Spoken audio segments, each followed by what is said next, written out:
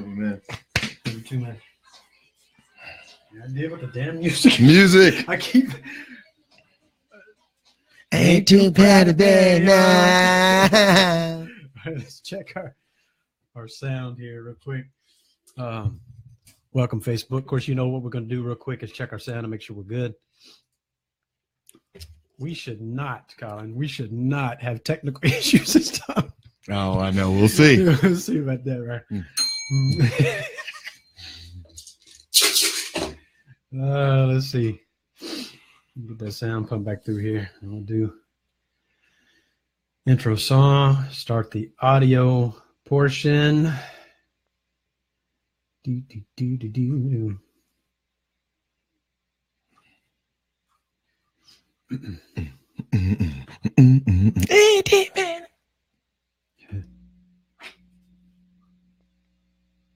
Yeah, picking up. We got some. That was your side. Yeah,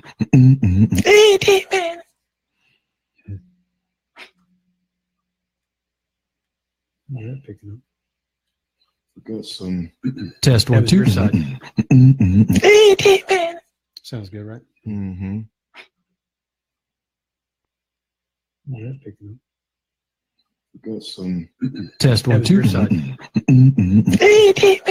Sounds good, right? Mm-hmm. All right. Here we go. Drop the song real quick. I might not let it all play all the way through. Yeah.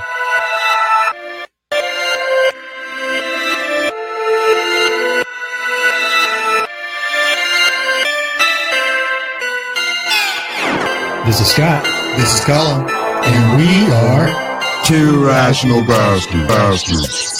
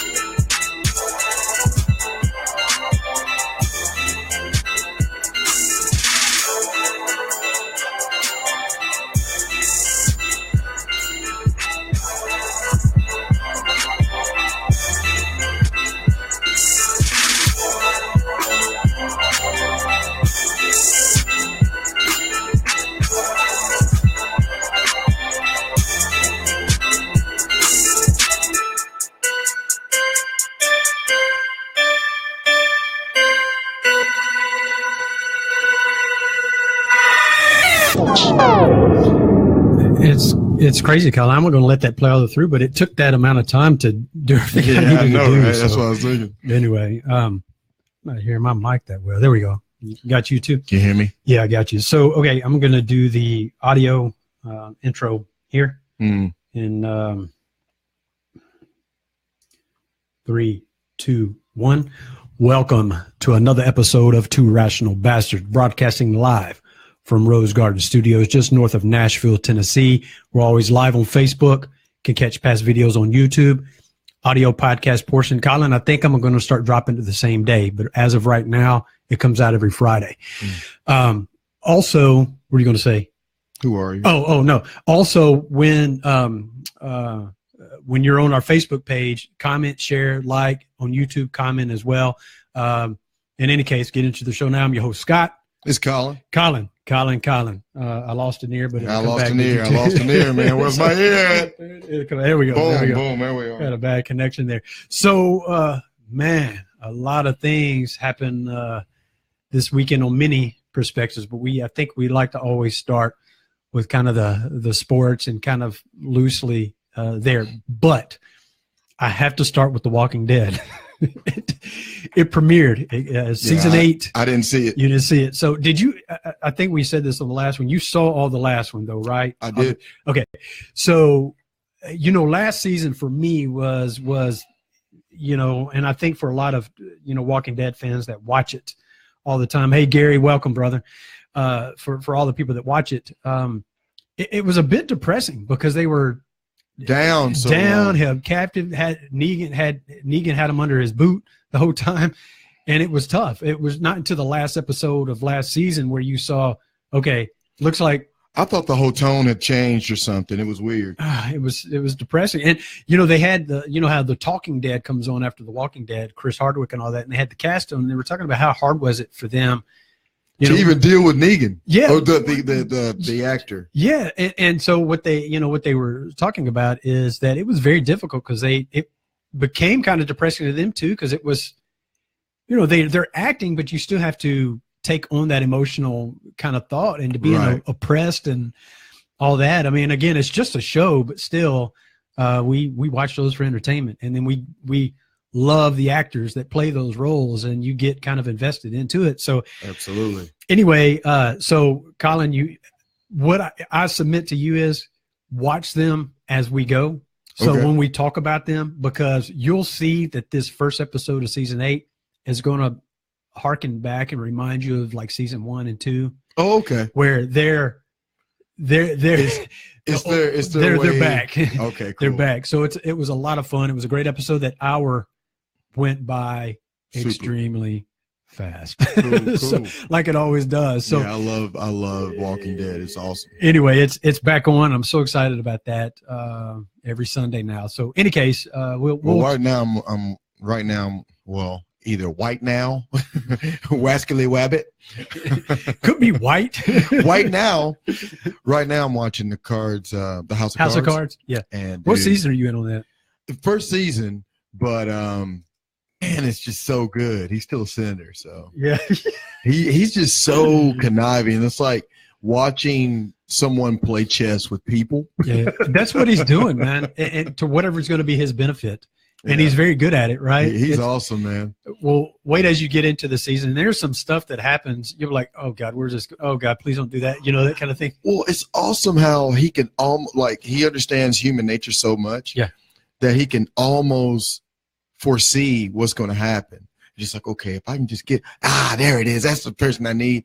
This guy right here, we need to have this dirt on him so we can get them to do this. And it's just so good. What it's done is made me more interested in real life politics. Real politics. Well, especially like we talked about that one episode. Again, I reflect back how he was like, hey, we pay to play. Then I'm guilty. We're all guilty of it because you do it too. Mm-hmm. How it coincides with kind of the things that go on now, some of the things that happen. And of course, politics is politics in the way that has always been that way. Mm-hmm. What you're talking about, how using people as pawns.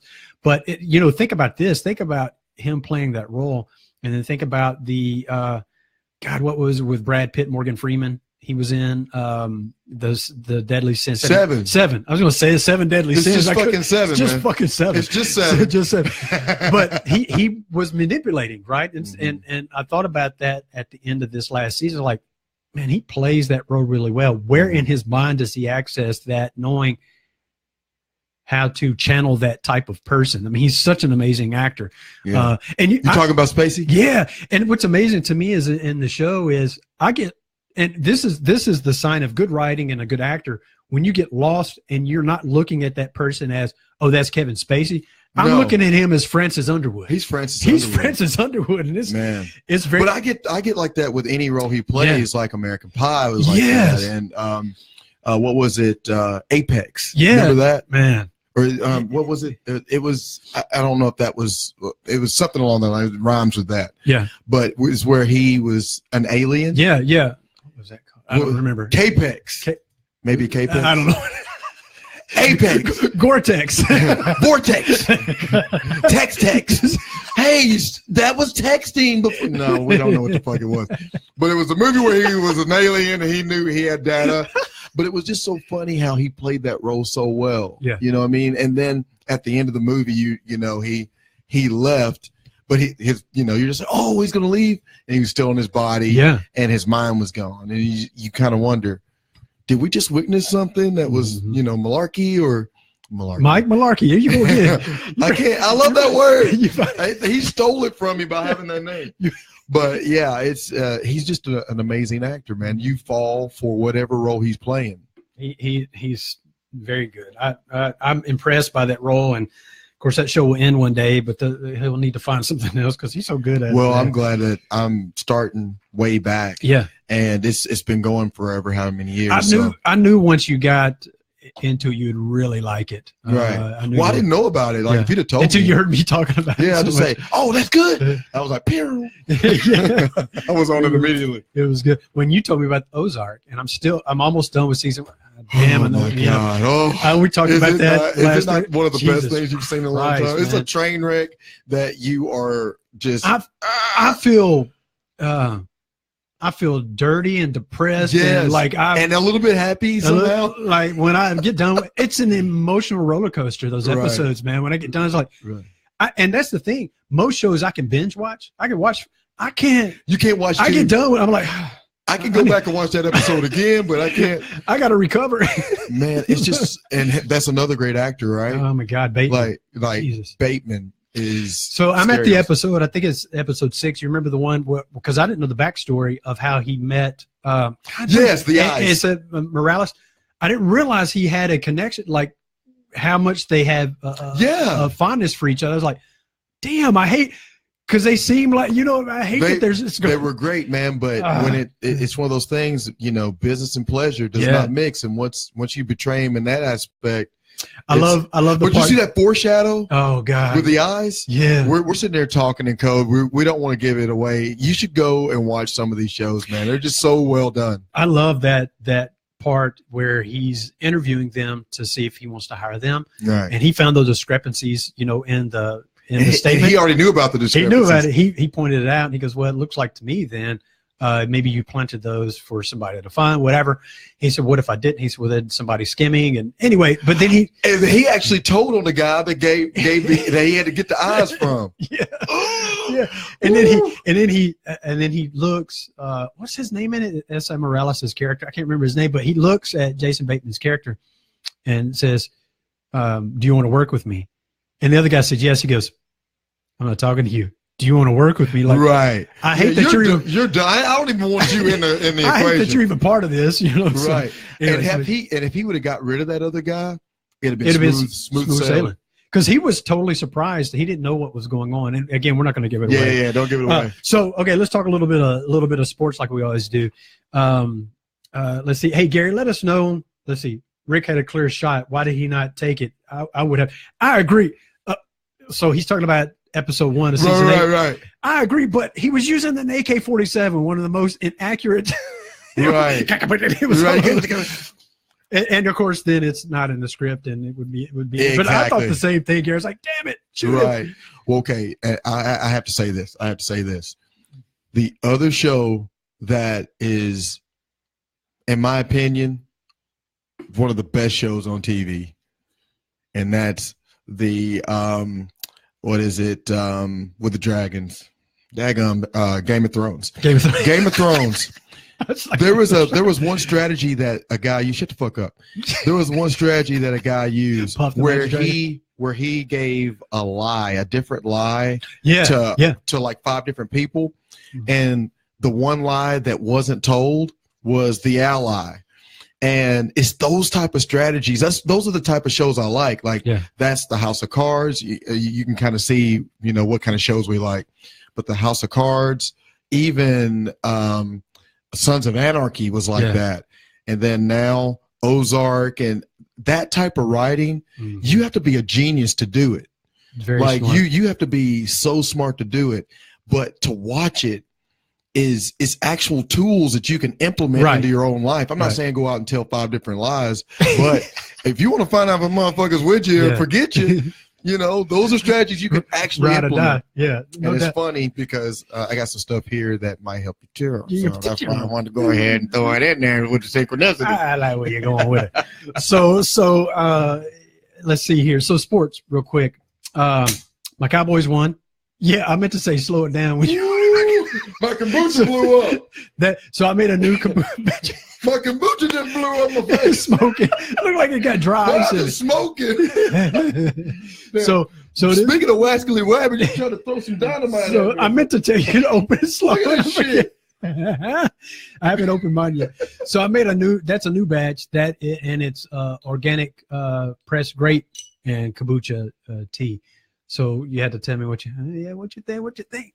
Oh, that's good. Yeah, good right there. Wow. But you know what's funny? I only use that bottle. If you look at the bottle, I put this much grape in the bottom, and the rest of it is the kombucha tea. It's amazing how it took on the flavor of the grape more so than the kombucha tea. It's weird that it's actually really sweet. Yeah. Yeah.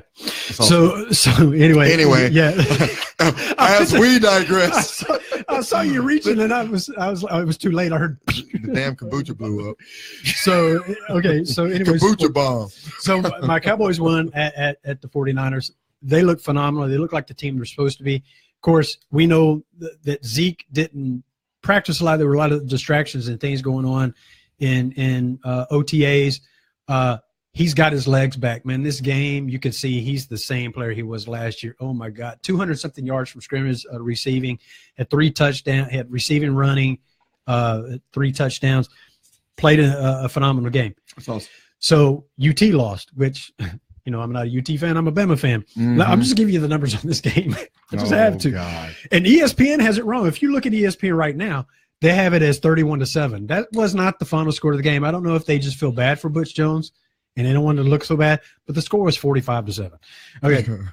What did they have? ESPN has it 31-7. Oh, okay. But if you look at the box score, the numbers at the bottom equal 45. Right. But they have it. You would think the algorithm would have added up for them, but I guess not. So 45-7 was the score. Total yards: Tennessee 74, Alabama 601 yards. That's not too bad. Okay, we're doing good. Calvin Ridley, a wide receiver for Alabama, had 82 total yards. He had more yards than Tennessee's whole entire offensive team. Oh, wow. One running back had 72 yards for Alabama, and they used like a 5th string running back again. Wow. Second half, they put backup quarterback. Put me in, coach. Yeah, they put second, 3rd string, 4th string guys in. So first half, all the starters, 21 points scored. Second half, backups 24. So the backups actually played better than the starters did. Oh, wow. So that was the score of the game. The Titans won, and a lot of people are how can you be upset with the win? They won 12-9 in overtime. Well, but they won. A win's a win, right? Exactly. But you know what it is? It's narcissism. People, they're a horrible team. They should have ran all over them. And it's just like, just take the win. We lost some games that we should have won, you know? Yeah. I mean, the Titans are the Titans, man. They're going to do what they do this year. It's already a better season than all the seasons combined the last 3 or 4 years. Yeah, so they play. They're 4-3 now. They played Seattle and Jacksonville, 2 very good teams. Jacksonville is a really good team, surprisingly, this year. Yeah, but we lost to the Raiders, didn't we? So yeah, so here's the thing. We played those teams very, very well, very good teams. I'm not saying that Houston's not good, and of course it was hard to prepare for Watson because we hadn't really. The only film you have is in college, right? And on him, didn't have really much film on him, but we got demolished by Houston. So are we? The Browns traditionally are just not a good team. They have a decent defense, right, but not a very good team. And we won 12-9. A win is a win. So what team are we? Are we the team that beat the Jaguars? Or are we the team that lost to Houston? Or are we somewhere in the middle? Where are we? I mean, and to me, I'm not very impressed with the offensive play calling and the design of the plays. I'm no football coach, but I watch a lot of football, and it's just not creative. It's right. It's bland. I don't see any adjustments. Anyway, Yeah. For me, I think they need to watch some episodes of Ozark or Game of Thrones. You gotta learn how to strategize a little bit. Look at him opening his kombucha all gingerly. I did it all. Mine exploded into my face. Like I got probiotics in my eyelids. They're healthy now. Look at them. My eyes are all clear. You won't have what is it? Ocular. Shut up, nigga. Anyway, I never pretended to be a doctor. So basically, what it is, shut the hell up. So I just think that the coaching right now is not all the problem, but it's some of the problem. We've got some players got to execute, right? And it's just going to be some more growth that we need. We've gone through some growing pains. We're already at a better season than we've had the last several. Yeah. So I'm pleased so far. We've got some more to go. We can end up with an 8-8 season, which would be a win in my book. I mean, we're already. Well, we had nine wins last year. If we do 9 or better, we're still improving. I mean, Marcus is still coming off of an injury. He has a hamstring issue and things like that. But hamstring is serious. Man. It is, absolutely. That's not your quickness, but that's your overall speed. And and for him, because he depends on his legs to get outside of the pocket, move. But he moved around. I think if we're lucky, like a quarterback longevity is supposed to be like 10 years. Yeah. If we can get him past this injury, he's going to be forced to learn the pocket, and then he'll have that dynamic of the pocket and the movement, and we'll have a juggernaut type of quarterback. And we'll just have to wait and see. Well, like you said, 10 years, unless you're Brady, you've been playing since the 70s. I think he's like 72 years old. Jesus Christ. And I think, I know a lot of people were disappointed about the Kaepernick thing, but I think that's why they didn't do that. I think that would have jarred his confidence a little bit, bringing another guy that's kind of like me. I think he would have came in and done well. And we just spent too much money on this guy to put him in the back burner, because you know what happened that's what happened with Brady. Yeah. They spent all this money on the quarterback before him. I can't remember Bledsoe? his name. Bledsoe. And he, they had to get rid of him. Yeah. That happened to him twice in the same career. Yeah, he got injured at the Patriots. That Brady came in, and then he played somewhere, and then the Cowboys, he got injured, and then Tony Romo. Tony Romo was just like, you know what? I'm going to be the best around here. Then my team right now.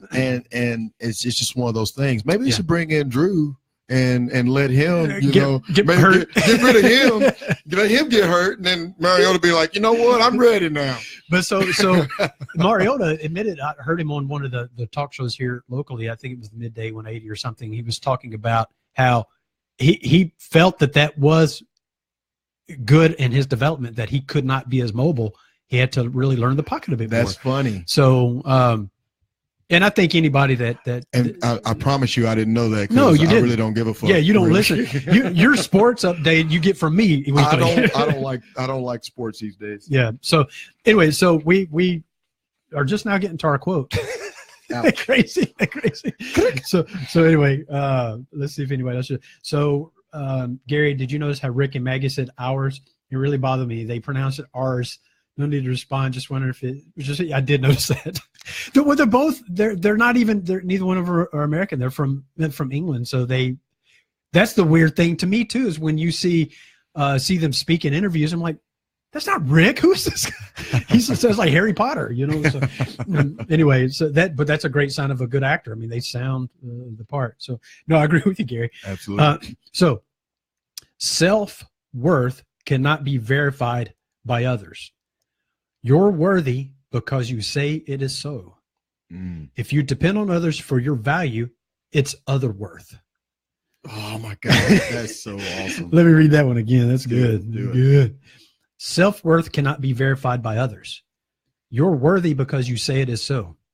If you depend on others for your value, it is other worth. You're giving that other person the absolute key to who you are. So basically, hey, here's the remote control. Yeah. Make me do whatever you want me to do. We said, here's all my triggers. You're giving them the power of you. We said that in another episode, right? So all right, can I get rid of this thing right here? Because I didn't think I was going to be able to plug it in. No, go. Yeah, go. We don't have. I'm going to hit something Playboy's doing in the centerfold of this. Ooh. Going to hit. I needed that this morning. Going to hit. Going to hit something here. Something that but you don't know the person behind it. and then a story on Alzheimer's disease and sleep. Awesome. So if you'll go ahead and read that quote one more time. So, Self-worth cannot be verified by others. You're worthy because you say it is so.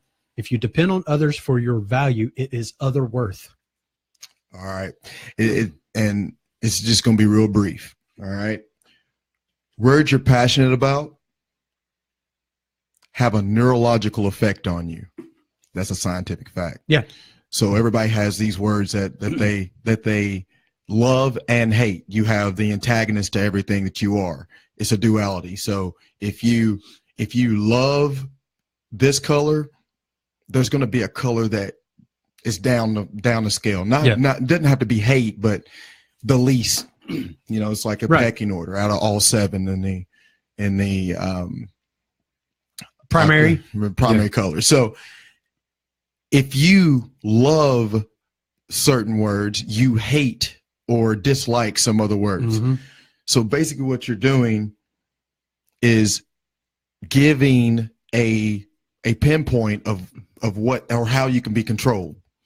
What episode of Ozark or what episode of Game of Thrones are you gonna be in? Are you gonna be the person that's gonna tell one of the lies? Or are you gonna be the person that's gonna be pulling the trigger with putting those lies out there, those several different lies to the different groups, and then finding out, oh wow, that person is not worthy. That person. Ooh, wow, that lie never did come out. So I'm basically saying, if you have these words that you learn about somebody else, you can help them or you can control them. There's a guy at work that we kind of do like a cut down thing. And we go at each other. It's like old school, your mama jokes, but it's not your mama jokes. Yeah. But just to give you an idea, we really go at each other, and people don't think we like each other, but we really go, you blah, blah, blah, blah, blah. Well, sometimes I'll let him go and run out of ammo, like almost be done, and then just go at him because he's been working out and he's a Q dog. He just just stomping and shit. Of course, Of course, he's proud of his fraternity. He's very, very proud. Every black man's proud of his sorority. Everybody's got like a little license plate. Sigma Phi. So he's doing that, and he's been working out, and he's 21, 22. He's got a little baby fat and got some stretch marks. Brandy Edwards from Iowa, thank you for joining in. So I hit his ass I said, man, shut the hell up, old baby fat stretch mark ass bitch. You look like you just had a baby 2 or 3 months ago. Go out and do some sit-ups and do some holistics and get some kombucha, nigga. So I hit him with that. He probably didn't understand what you were saying. No, he understood. He looks at me like, oh man, you got me. And that's it. So knowing a person, that type of statement neurologically shuts certain people down. Like if you have a subconscious thing about a certain thing, like some people have a lazy eye. You hit their trigger. You hit that trigger. Man, shut up, old lazy eye ass. I'm not saying be mean like that, but you can have control over somebody if you know but you can also make someone fall in love with you by repeating the words. Somebody tells you about a play that they were in, or they tell you about something, a book that they read, and you read that book too. Look at how they light up, and look at how you feel when y'all have that camaraderie and you share it. Yes. But even if it's just something that's important to them, their neurological trigger, you can bomb, bomb, bomb, bomb, bomb. You can hit that over and over and over again and make them fall in love with you. That's what people do that are in sales. Yeah. I remember when I was at, it wasn't Urban Active. What was it before Urban Active? It was Goals. What they said, and I didn't believe it back then because I didn't know this stuff, but you don't sell to a person. They were sold. You don't sell. They were sold, meaning you made it happen. You go in and just say, well, little Timmy. Oh, okay. And then you build rapport. They fall in love with you. And then you introduce, hey, well, here's the, here's the program, or here's the thing. And that's just how we're wired. So I say all that to say this. you learn your triggers first, and then you dictate your personal development. Yeah. You know what I'm saying? Like, know that this word triggers you. And if somebody uses it, you can use the Eminem thing. Yeah. Where he's rapping, he goes, I know I'm white trash. I know Cheddar Bob shot himself with his own gun and blah, blah, blah, blah, blah. I am white trash and lived on the other side and blah, blah, blah. Denounce all that stuff first to you. And then when somebody else tries to come in and trigger you with those words, it's ignorance. It doesn't work. And you can go forward how you choose to. So I wrote this down. This hit me. That's interesting in personal growth and development. We talk about that a lot. I think you have to, though. What's funny it's not common knowledge. What's funny is people ask me all the time, hey, oh, you have a radio show. What is it about? And that's so hard to give a quick answer to. So I find myself many times just saying it's a variety, right? We hit several different things that we feel are important, are trending. It's a little dismissive. But then I also say, really, the core and root of most of the things we talk about is about mindset and self. Mm-hmm. A lot of the stories are built around that. Or if the story is from out in left field, we find something that relates back to how you can apply that to self. So I think that's interesting, Colin, how you said that. You recognize your trigger, so you can redefine that trigger. Well, right. I don't redefine. Well, because that's part of the growth, right? You want to grow to a point to where whatever, however you saw that or you branded that trigger before. Absolutely. It's learn now what your trigger is, so you can put the safety on. Yes. Yeah. Mm-hmm. I like that, man. Right. I just had that epiphany right now. So while I'm on that, were you? I didn't want to cut you. No, okay. That was it. I was trying to do it quicker, but there was a couple of stories in there that I had to share. That no, man, that's were passionate to me. It's not quick. And Gary, one of our listeners, Gary Buckles, he'll tell he's in sales. He's successful in sales because, and it's not a slick dickery kind of thing he's doing. He's just genuinely interested in other people and want to know them and be kind and do the right thing. He will tell you the secret to his success and what he does is it's about finding common things with the other person and building on that. Whether it turns into a sale or not, that's not, obviously, you want the financial gain, but that's not what's important to Gary. And because his positioning comes across that way, he wins a lot of deals. He's successful because he's not focused on the dollar sign. He's like, I'm making a connection with another human being. We're all trying to survive this world together. I just happen to have something that can help your business. If you go with me, cool. Here how I'm going to take care of you. If you're not, you're educated, down the road. I know another person like that. Well, so Scott does that with his houses. Like a lot of deals, he's helping other people with their own people because he has that much integrity, and he finishes the whole entire process, whether he's in a certain role or not. And I appreciate awesome. That. Yeah. So I had one of my. He's a brother of mine. Anybody that's listening to this that knows me and knows him, and he's listening, you know who I'm talking to. I'm talking directly to you. He was here the other day where we were, of course, this is going to give him away to a lot of people we know.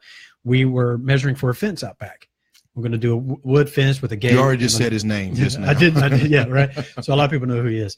So love him. He's another brother of mine. We grew up together and all that. Anyway, we're having a conversation out there, and he said, yeah, I listened to, the show. And he said, man, I could listen to Colin talk all day. He said, I love the pieces where you guys talk health, because he's really into health too. And he likes our perspective. A lot of things he doesn't necessarily fully agree, as far as certain thoughts, but he's accepting of that, and it opens debate, which is beautiful. But I looked at him like, so you can listen to him all day. You listen to me? I turned around and said, can you go ahead and just get it out? I hear the same stuff on the other side. Oh, Scott has such a radio voice. I'm like, what am I, chopped liver? I'm sick of this shit. So I say that to say this. This show would not be what it is without you. Stop it. Listen, because I can have all of these stories I'm going to share, and it could be 1-2 sentences. You have such a unique way to peel, like what you just did, to peel back something and put it in you see many times when I'm on air, I'm like, wow, never thought of it like that. I'm taking a note. I do the same thing. I have a life learning thing right here on air. And so you don't know how important you are to this whole process. Even if we didn't have the cameras on, we didn't record this, our conversations that we have when you're over here every Tuesday, when we're on the phone, are very uplifting to me and make me a better person. And I think, you know, we have a good audience. We're in 75 countries. It could be larger. More people need to hear it, not because of me and not for the ego, but because of the things you share. Stop it, and man. it's truly amazing. I go back and listen to the show every episode. I don't hear me. I'm going back to listen to you because there are things that I miss even though I'm right here. And I'll hear it again. I'm like, my God, what he said there was so profound. So I had to say that on air. Man, it's I important. wish you wouldn't have. I want it to be recorded so you can go back.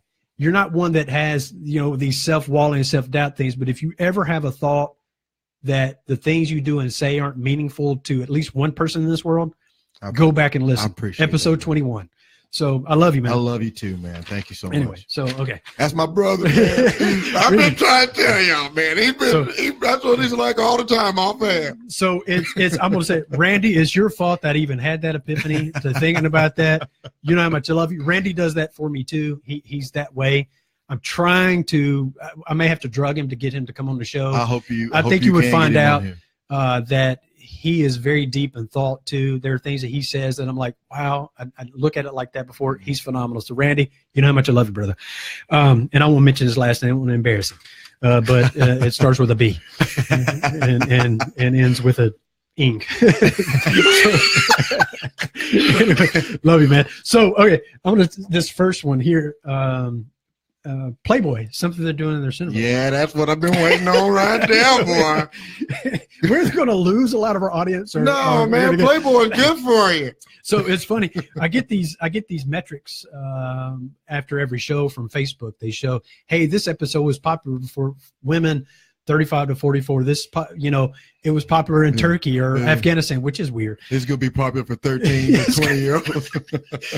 Hey, suddenly you got a whole bunch of 13-year-old boys watching your show. Why? What the hell happened? So anyway. Hey, mommy, I like two rational bastards. Whoa, what bastards. So Playboy magazine is making history next month. French model. I'm going to butcher this. I said that. Okay. You had me a French model. So Brandy Edwards.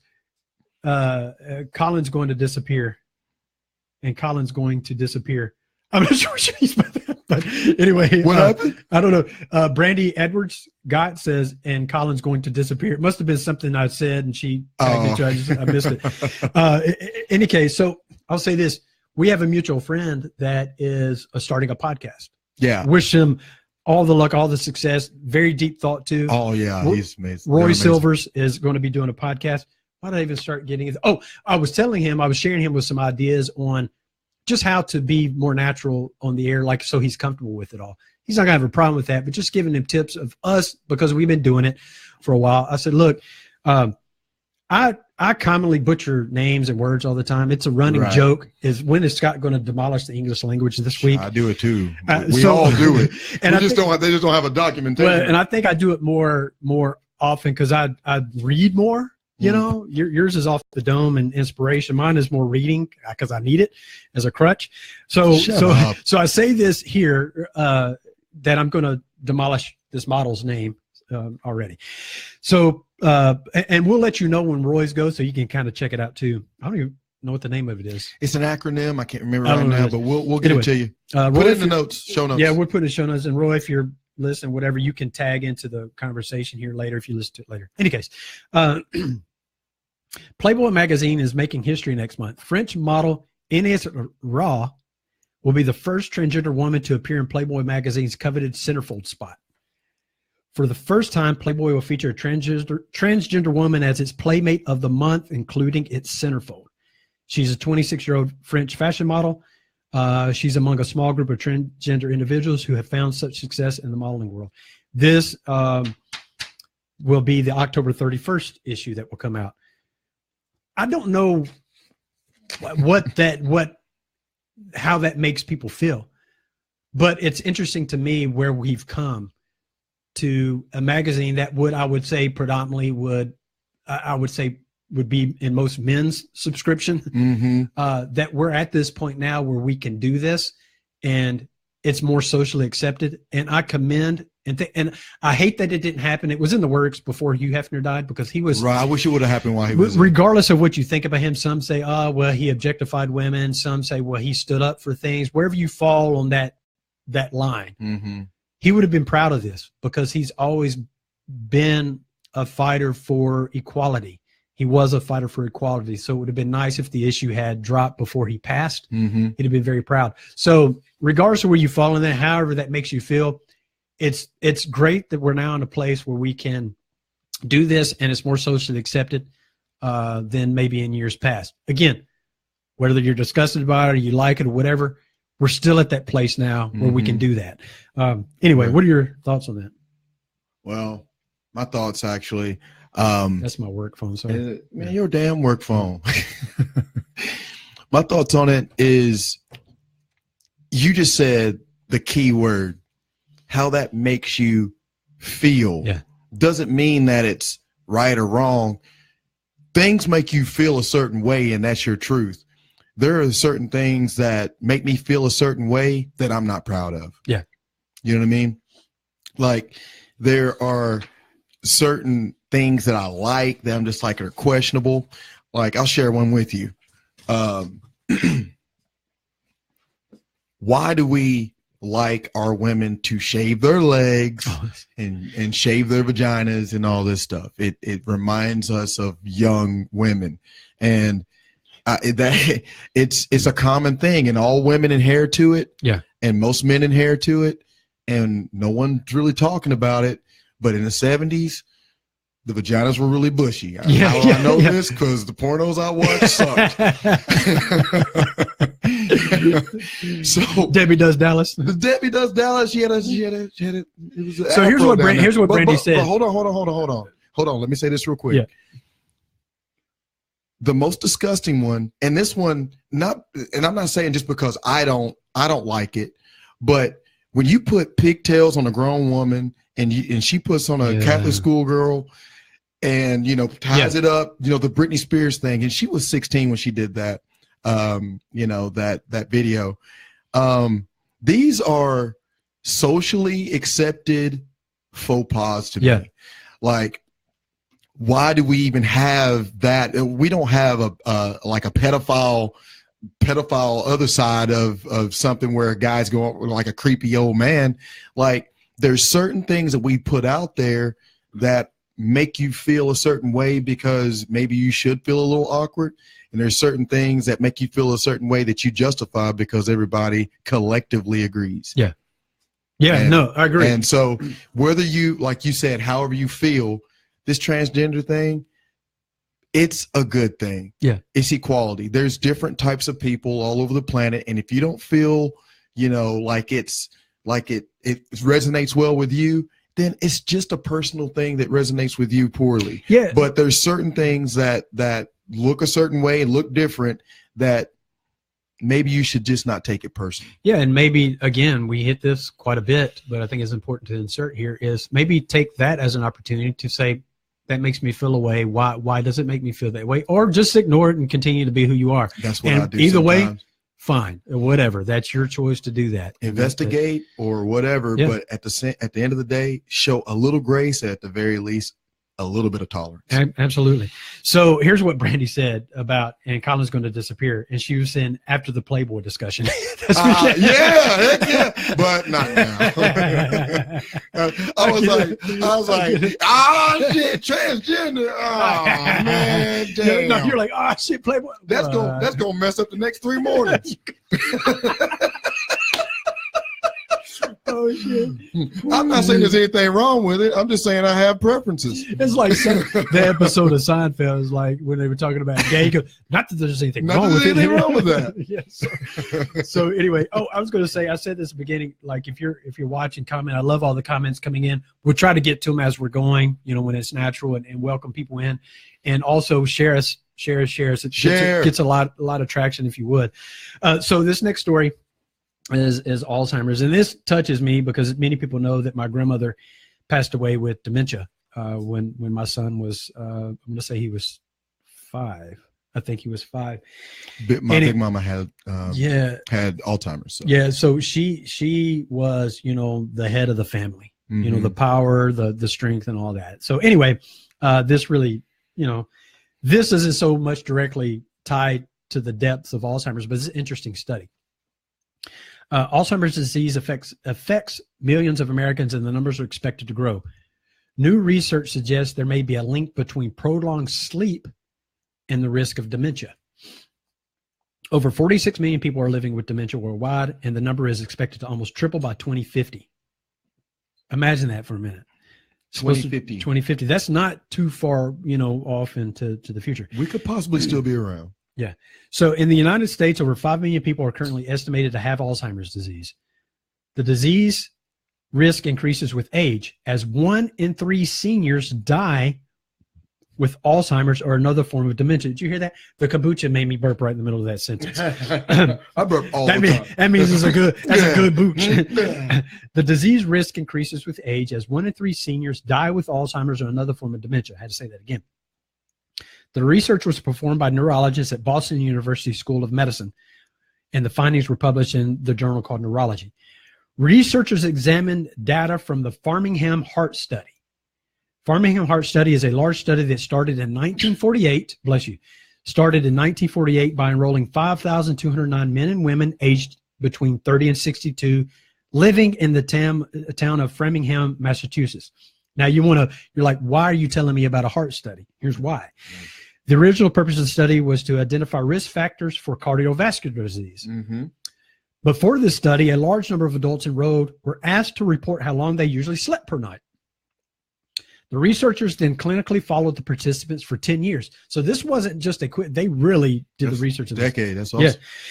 Yeah. They followed the participants for 10 years to see who developed Alzheimer's disease and other forms of dementia. So what I find interesting, I would expect that kind of study now in the present, but 1948, they thought we need to study the effects of dementia and Alzheimer's.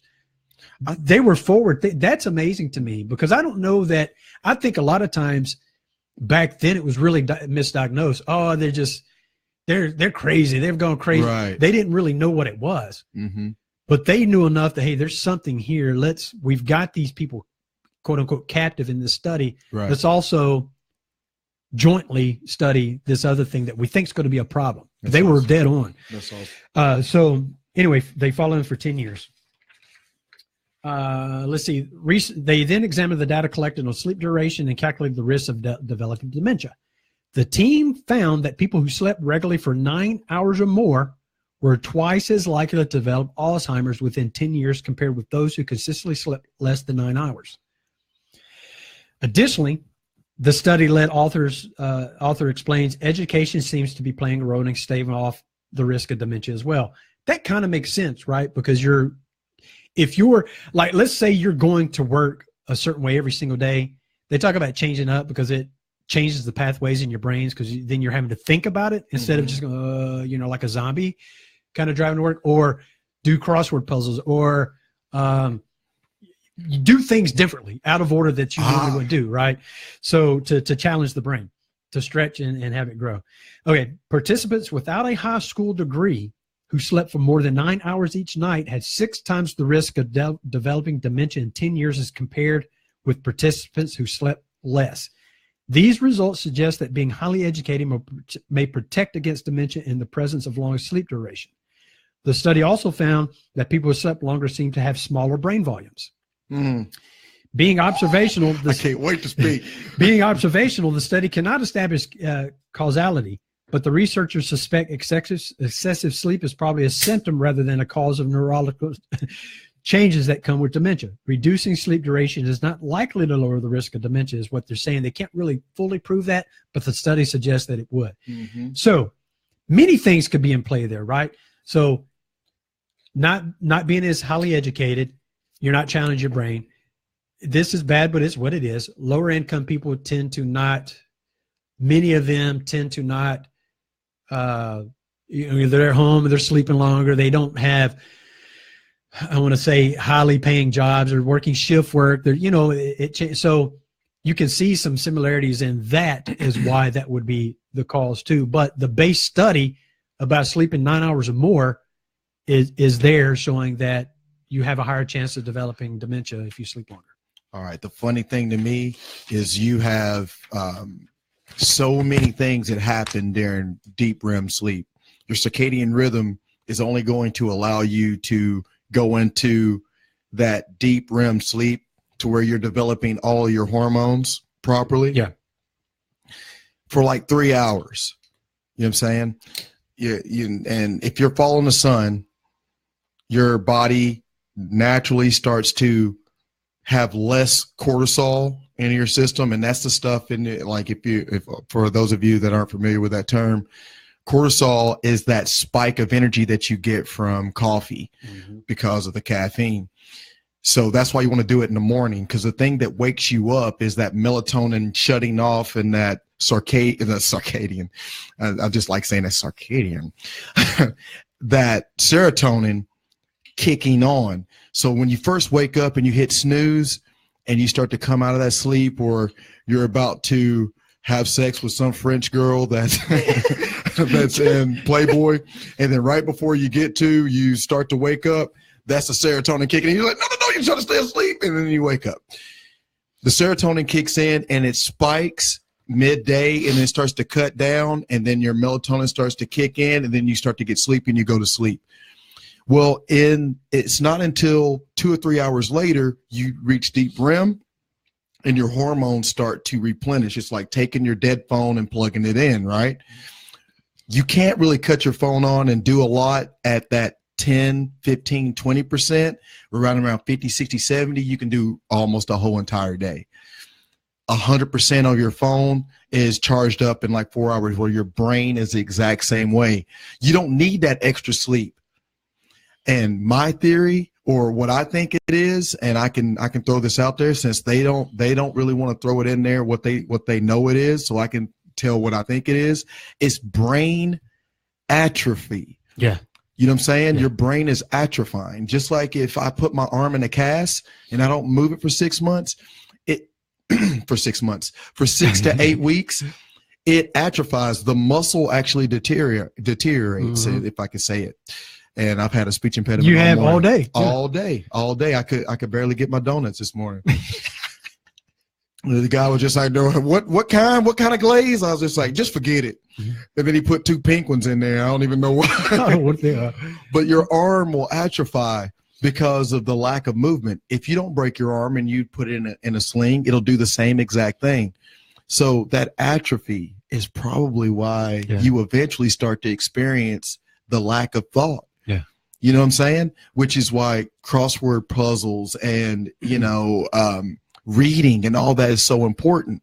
You go to a rest home and you retire, a lot of people's lifespan drops down to 5 years after that, because they become sedentary in body, mind, and spirit. Yeah. And that's just my humble opinion. No, I think you're onto something there, because what is, you said atrophy, it's a loss of cells and something that breaks down for lack of use or neglect. Right. So that's the definition of it.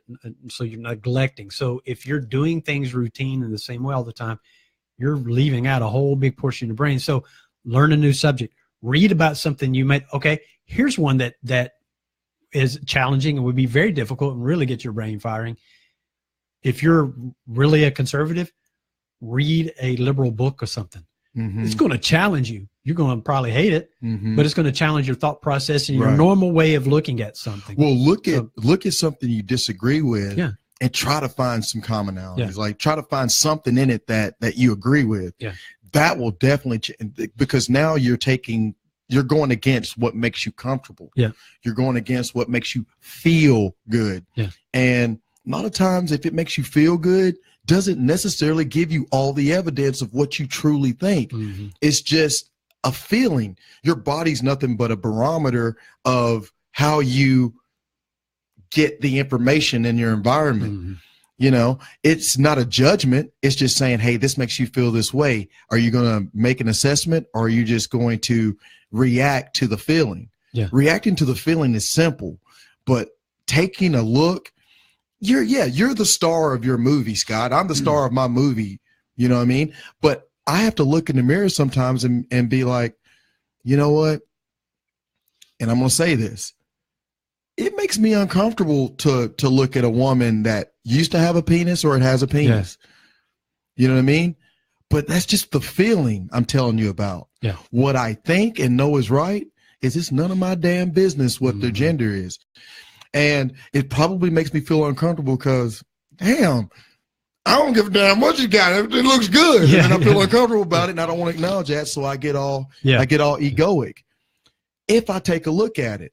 But it makes me uncomfortable, and the best I can do is at least say, you know, it makes me uncomfortable, and that's my discrepancy. That's right. You know what I mean? Yeah, absolutely.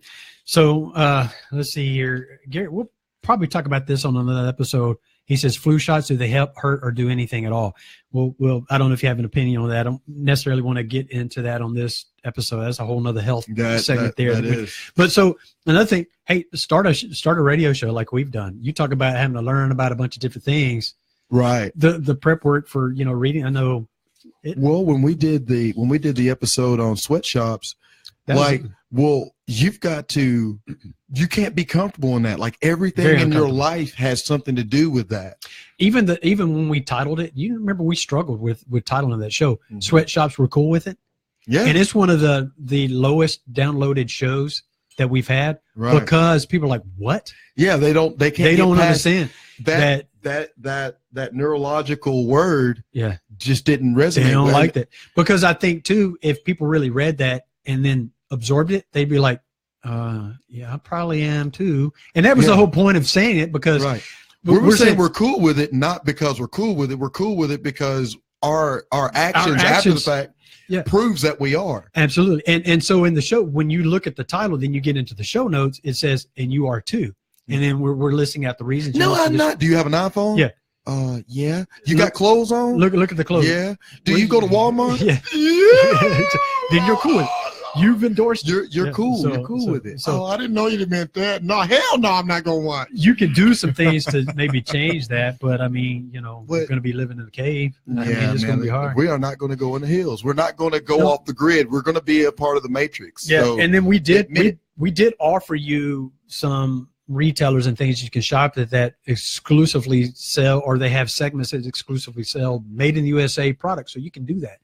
Some of them are a little more expensive, but if you really feel that strongly about it, I guess we'll see how cool you are with it when you walk up to the rack and go, man, that's $3 more. Yeah, I'm gonna go to Walmart. You know what I'm saying? So you've just endorsed. I need them little kids to make my shit. Yeah. So with those little hands, because you know it's hard to. It's hard to sew and that's terrible. Well, and then the one we did the whole episode on gender inequality, you know, that was tough too, because of a lot of things we uncovered there as well. It took a lot of research. Exactly. And you think back to the old show, the thing we did on NFL and how they are, what's the word? Exploiting. Well, exploiting, but they're receiving money. What is it called when you're receiving subsidies? Subsidies and stuff for the NFL, which a lot. It's $1 billion thing. So okay, this next thing I'm going to read. This is I always love like when you find out things that you use daily or that you know of, but you don't know the people behind it.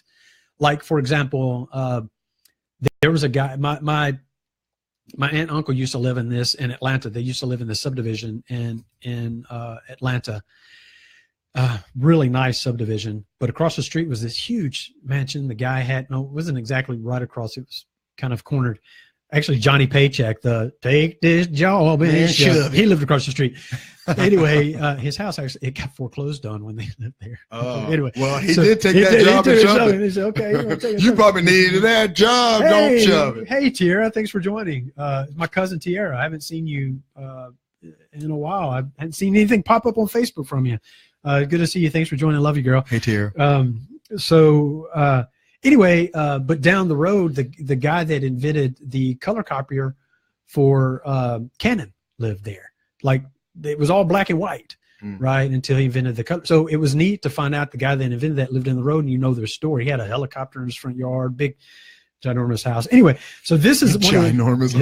So this is a story about somebody where it's a things that you know about it, but you don't know the person behind it. I'm going to give the person's name starting off. Okay. We're going to call him Wally for now. Okay. Born July 1st, 1936 in Tallahassee, Florida. This American, as we said, we're going to call Wally, is a TV personality, entrepreneur, and author. He is the author of 10 books, many of which have a self-help theme, including The Cookie Never Crumbles and The Power in You. In 1979, Wally's longtime friend and publicist introduced him to a group called Literacy Volunteers of America. Since that time, Wally has advocated literacy and helped thousands of adults learn to read, which led him to host a television series designed to teach others how to read entitled Learn to Read. Shortly before graduation, Wally dropped out of high school to join the U.S. Air Force. He earned his high school equivalency diploma, or GED, before being dishonorably discharged from the military, where he had a distinguished career. Returning to New York City, Wally went to college to become a secretary, and following graduation took a clerical job with the William Morris Agency. Eventually, he became the agency's first African-American talent agent. He signed Simon and Garfunkel and headed the agency's rock and roll department. Now, think about how that doesn't fit a stereotype. Right. An African-American at that time heading the rock and roll department, right? Right. You think it would be some white dude. Wally was some cracker. Wally attracted clients by sending them chocolate chip cookies along with an invitation to visit him. He represented superstars such as you had to put chocolate in there somehow with a black dude. Yeah. Huh? What was that? Won't you take something? Chocolate City, you know that song. I forget who sang. Anyway, that's what it reminded me of. Along with an invitation to visit them. He represented superstars such as Diana Ross and the Supremes, Sam Cooke, and Marvin Gaye. Oh, wow. Wally lived in Tallahassee, Florida until he was 12. So I'm backing up a little bit to give you a little bit story on kind of how he got to this point. When his parents divorced, he moved to Manhattan, New York with his aunt, where he enrolled at the Food Trades Vocational High School. He showed his interest in cooking at a very young age. And it was from his aunt, who would bake cookies for him, that Wally would develop his chocolate chip cookie recipe. I knew it was chocolate chip.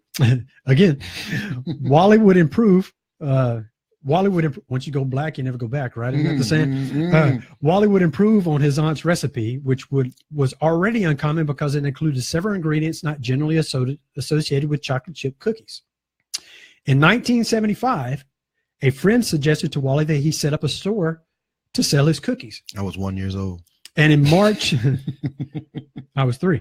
And in March of that year, the first cookie store opened in Los Angeles, California. He started the business with the help of a $25,000 loan from Marvin Gaye and Helen Reddy. So Helen Reddy had a hit, I Am a Woman. Remember that? I am a woman. I'm every woman. Okay. The new company began to expand, and eventually those chocolate chip cookies could be found on supermarket shelves across the United States. So who is Wally, you ask? Colin, who's Wally? I have no idea. Wallace Wally Amos Jr. He is the founder of famous Amos chocolate chip cookies. Oh, okay. Okay. So interesting, right? His pathway to that. He was a talent agent, discovered all these stars, and started a chocolate chip company empire. That's why it's called Famous Amos, because he was famous for developing talent. Okay, real quick. So due to financial troubles, Amos was forced to sell the Famous Amos company, and because the name Famous Amos was trademarked, he had to use a new name, the Uncle No Names Cookie Company. Oh. As his new company's name, What? That eventually launched. Didn't even do it. Uncle Didn't No even repeat Name, Uncle No Name Gourmet Muffins. The company focused on fat-free, nutritious muffins at the time. Uncle No Name ultimately became Uncle Wally's Muffin Company in 1989. The muffins were sold in more than 3,500 stores nationwide. In 2014, he eventually bought back his homemade cookies under the name The Cookie Kahuna. So the cookie recipe from Famous Amos, he bought back. And those cookies are now marketed in stores Hawaii and now in Costco. Oh, so cool. Neat story, right? So a product that you knew and loved and probably had partake and enjoyed. That's a neat story behind it. That's he had a career before the cookies. So what do you think about that one? I think it's pretty cool that a black man did something with chocolate. Of course, it would be chocolate. Couldn't have been something else. Couldn't have been macadamia or nothing. Just why not white chocolate? No, nothing chocolate at all.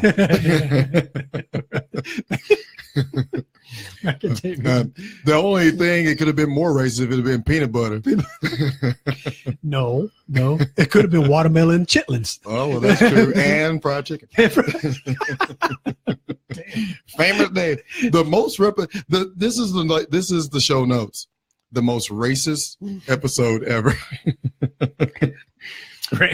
Racist, and let's see, what did we do? We talked about transgender, So racist and prejudice. Yeah, homophobic, maybe. I'm not sure. I'm not sure. So that's all I got. So November 7th, which that's not next week, is it? So Brandy Edwards says oatmeal raisin lives matter. Ooh, it could have been raisin cookies, anything. A raisin in the sun. Shit, we're going down a deep hole. We gotta stop. Going down. Man, I had so many things I wanted, but we're getting down. They're probably like, we're glad y'all getting down. We're glad y'all almost done. So this funny oatmeal raisin lives matter. I heard it through the grapevine. The California raisins, remember those? So November 7th. What's next Tuesday? That's Halloween, right? That's Halloween. So we're actually going to do the show next Wednesday, I think, right? Because so next Wednesday we're doing the show. Then November 7th, we have a guest that's coming on. He's going to be talking about, he's an essential oil expert. That'll be kind of part of the show. And then he'll talk about some other things. That will probably lead into a lot of health things.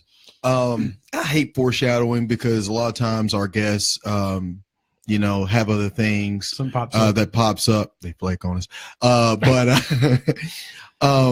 have a couple of artists that have agreed to come in. Some of them are local. Some of them are on the verge of taking off, and some of them do have songs that are out there. I don't know if you guys have, I'm not going to tell you the artist's name, but if you've heard the song, You and Me Sitting in the Tree, KISSING.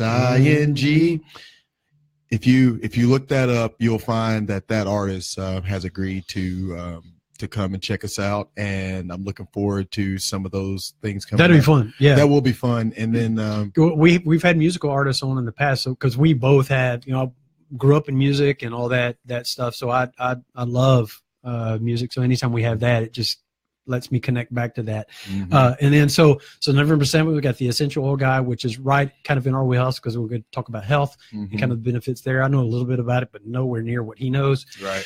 And then November 13th, which is actually going to be a Monday. It's going to be that following Monday. We're having Rev D back.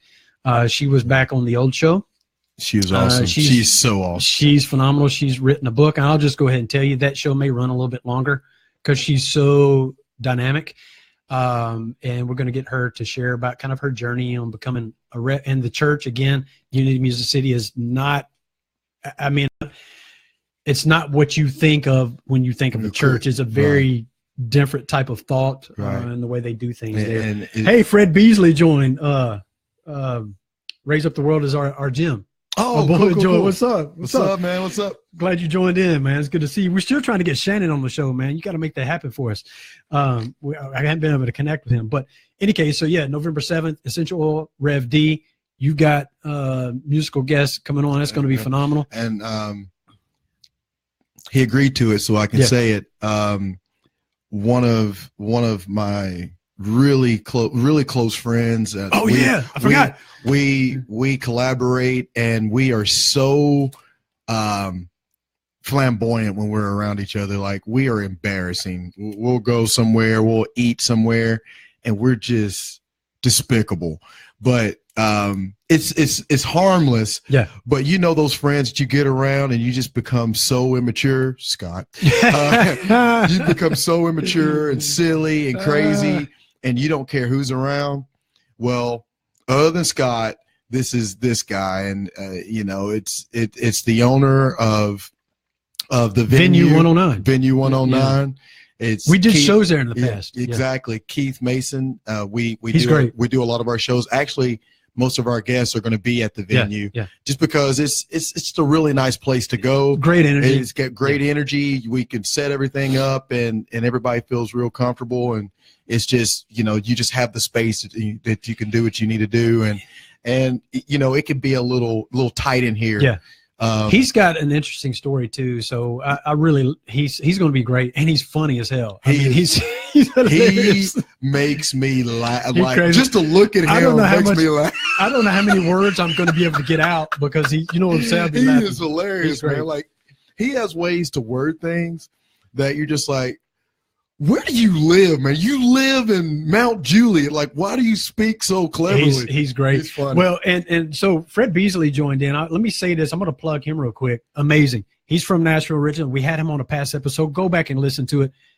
He lays down some knowledge and some really good stuff that he's doing in the world. They produced a documentary, Raise Up the World Is Our Gym.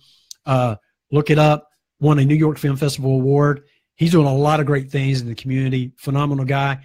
When he comes back, and he's told me, I'm going to put you on the spot. Put him on spot. When you come back through Nashville, you got to come in live, man, and do the show. Please.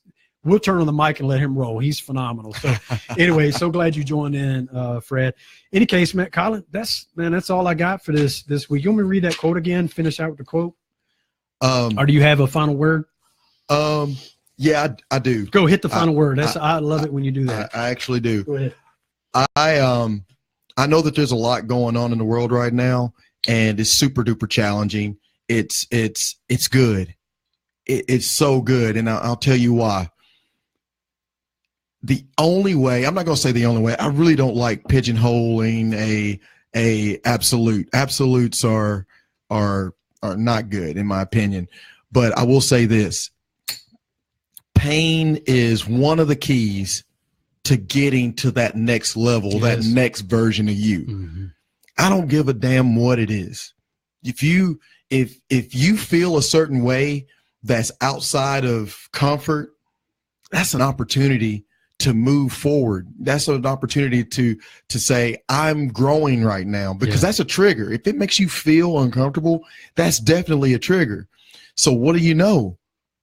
If you want to grow, you have to be uncomfortable and long enough to observe that and discover why it makes you uncomfortable. If it makes you uncomfortable and there's a reason, you're looking at you. So you will know. You can't lie to yourself. You really can't lie to yourself when you're looking at something and being totally transparent. So you look at it and be like, you know what? Even though I typically don't agree with what this person's saying, that made sense. Mm-hmm. That made sense right there. And you can kind of sift through the muck like you do here. Like when you do the kombucha, you have to strain out all of that nutrients. Yeah. You know what I'm saying? So out of all of that 95% of the very important nutrients that's in there, you got to strain some of that muck off the top so that you get that yeast out of the way so you can get to the probiotics and the nutrients that's in the kombucha. The same thing is necessary when you're doing your day-to-day things that make you uncomfortable. Your body is nothing but a barometer sifting through the muck. Mm-hmm. And it's hard to hear somebody that you typically don't like. Somebody says something one time that's your neurological trigger. It's a neurological trigger word that makes you dislike or hate this person. You're not going to hear when that person says something rational. It's up to you to get through that pain and allow yourself to sift through and hear everything that's said. Yeah. Absolutely. But you know what's funny about that is when you finally release that and show grace, you finally find something that you agree with somebody. How good, I mean, how good that makes you feel to recognize that and then also go, damn, like you had a breakthrough. Right. How great that makes you feel to not break. I'm glad you used that term. It's a fucking breakthrough. It's a breakthrough. And you it's that epiphany thing. We had an epiphany last week before the show. Remember that? Mm-hmm. And it just releases. Right. And you're like, oh my God, I'm so glad I didn't keep the defenses up and keep that wall up. Exactly. Man, you know what I'm saying? You can be so much more productive and be more meaningful. Stop being that retarded fish that's swimming through the water, and he hits the wall. What's he say, Scott? Oh damn. oh damn. So Fred says, thanks for the kind words, brother. Absolutely. You deserve it, man. We love you, man. And Gary says, good show, boys. Thank you very much. Thank you, guys. And tune in again. Next week's going to be Wednesday instead of Tuesday. Wednesday, guys. Wednesday instead of Tuesday. And that's all I got, that's all we got for this week. So until next week, I'm your boy, Scott. It's your boy, Colin. Out. So that's the end of the audio portion, guys. Brandy Edwards, thanks so much. Later on to you too. I gotta pee. Yeah, like you always do. You always bounce. I'm not gonna bounce this time, old asshole. So Facebook, YouTube people, thank you so much for tuning in. We're so glad you dropped in and spent some time with us today. It ran a little bit longer today, an hour 15. That's okay. We had some good topics we got into there, and that's actually short compared to what we used to do. Yeah, we've done an hour and a half. We've done 2.5 hour shows. Yeah, before. That's horrible. That's horrible. But any case, thank you guys again. We love you so very much, and we appreciate you. Thank you so much. Thanks for sharing. Thanks for comments. Thank you for everything. We'll be getting you guys some swag. That's right. That's right. We'll have some of that ready. We'll showcase it, show it. We'll have it made and show it to you so you can see. Okay, this is worth a share. I want some of that. So we just got to finish up kind of the design of what we're going to do there. But anyway, until next week again, Wednesday, we love you guys. Peace. Out.